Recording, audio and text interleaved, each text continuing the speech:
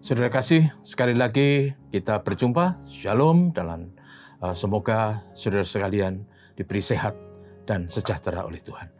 Pagi ini kita akan meneruskan renungan dari kitab Wahyu. Untuk kali ini kita akan sampai kepada jemaat yang ketiga, yaitu jemaat di Pergamus atau Pergamum. Diambil dari Wahyu pasal 2 ayat 12 sampai ayat 17. Demikian firman Tuhan. Dan tuliskanlah kepada malaikat jemaat di Pergamus, inilah firman Dia yang memakai pedang yang tajam bermata dua. Aku tahu di mana engkau diam, yaitu di sana, di tempat tahta iblis. Dan engkau berpegang kepada namaku, dan engkau tidak menyangkal imanmu kepadaku. Juga tidak pada zaman Antipas, saksiku yang setia kepadaku, yang dibunuh di hadapan kamu, di mana iblis diam. Tetapi aku mempunyai beberapa keberatan terhadap engkau.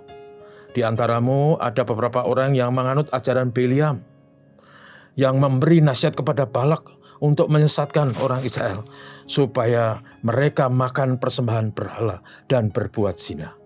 Demikian juga ada padamu orang-orang yang berpegang pada ajaran pengikut Nikolaus. Sebab itu bertobatlah, jika tidak demikian, aku akan segera datang kepadamu, dan aku akan memerangi mereka dengan pedang di mulutku ini. Barang siapa bertelinga, hendaklah ia mendengarkan apa yang dikatakan Roh kepada jemaat-jemaat. Barang siapa menang, kepadanya akan kuberikan mana yang tersembunyi, dan aku akan mengaruniakan kepadanya batu putih yang di atasnya tertulis nama baru, yang tidak diketahui oleh siapapun selain oleh yang menerimanya. Saudaraku yang kasih, jemaat yang kita renungkan pagi ini adalah jemaat yang punya kualitas tentang kemurnian iman, menjaga kemurnian iman. Dan jemaat Pergamum atau Pergamus ini ada di sebuah kota Pergamus, kota besar, walaupun dia tidak berada di jalan besar. Pernah menjadi ibu kota Seleucid, kerajaan Seleucid selama 400 tahun. Seleucid adalah kerajaan pecahan dari Kekaisaran Alexander Agung. Kota itu sangat religius karena di kota itu ada mezbah untuk dewa Zeus dan dewa Asklepios, yaitu dewa kesembuhan yang dipuja oleh masyarakat di sana. Tetapi yang indah dari jemaat ini, saudaraku, adalah jemaatnya dipuji oleh Tuhan karena mereka setia kepada Tuhan dan tidak menyangkal iman mereka. Walaupun mereka ada di tengah-tengah situasi yang dikuasai oleh iblis. Dipakai istilah itu, tahta iblis. Hidup mereka teruji dalam rentang waktu yang lama. Bukan hanya sebentar setia kemudian berubah tidak setia. Walaupun Sikon dan lingkungannya mereka tinggal sangat susah, mereka tidak goyah imannya, tidak kompromi terhadap dosa. Namun yang dibahas di situ adalah bahwa di antara jemaat itu ada beberapa jemaat yang mengikuti ajaran Biliam. Biliam itu seorang yang dipanggil oleh Raja Balak untuk mengutuki orang Israel. Tapi Biliam tidak mengutuki. Namun setelah peristiwa itu, Biliam memberi nasihat kepada Balak supaya menjebak orang Israel dan mengadakan pesta, makan makanan yang dipersembahkan pada berhala. Dalam sudut pandang Yahudi itu makanan yang haram, dan juga pesta seks. Dua hal yang menjadi daya tarik luar biasa dalam sejarah hidup manusia. Hidup manusia itu selalu dihadapkan dengan dua hal ini, yang berhubungan dengan keserakahan, mengumbar hawa nafsu, keinginan daging. Makan minum, pesta pora adalah daya tarik yang luar biasa, dan karena makan minum, pesta pora itu kaitannya dengan harta, kekayaan, uang. Akhirnya demi uang, demi kekayaan, saudara tahu begitu banyak kesusahan terjadi, kejahatan terjadi. Bahkan demi harta dan uang ada baku bunuh, ada anak yang membunuh ibunya, ada anak yang membunuh mertuanya, ada saudara saling baku bunuh karena berebut warisan. Dan itu sangat menyedihkan. Itulah juga yang kemudian dipakai oleh Biliam untuk menjebak orang Israel. Sampai orang Israel ada yang terlibat di sana. Dan yang kedua yang menjebak orang Israel adalah pesta imoralitas. Seks.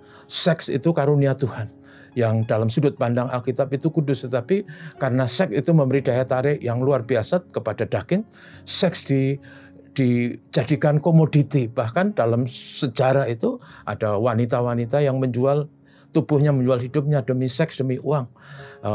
Ada dalam konteks sekarang malah ada yang namanya prostitusi online dan sebagainya, dan orang Israel dijebak dengan itu sampai akhirnya banyak orang Israel yang kemudian terjun di situ dan kemudian berzina dengan orang-orang Moab. Dan kemudian yang terjadi adalah petaka dialami oleh orang Israel pada waktu itu. Yang luar biasa juga bahwa ajaran Bileam itu diikuti oleh sekelompok orang yang namanya para pengikut Nikolaus. Nah, sama, ini adalah orang-orang yang mengaku beriman tetapi obsesinya, keinginannya, nafsunya tak terbendung terhadap dua hal tadi, yaitu mencintai harta kekayaan di atas segala-galanya.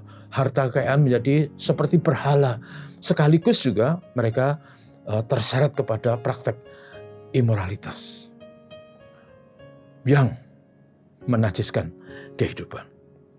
Orang-orang yang demikian inilah orang-orang duniawi.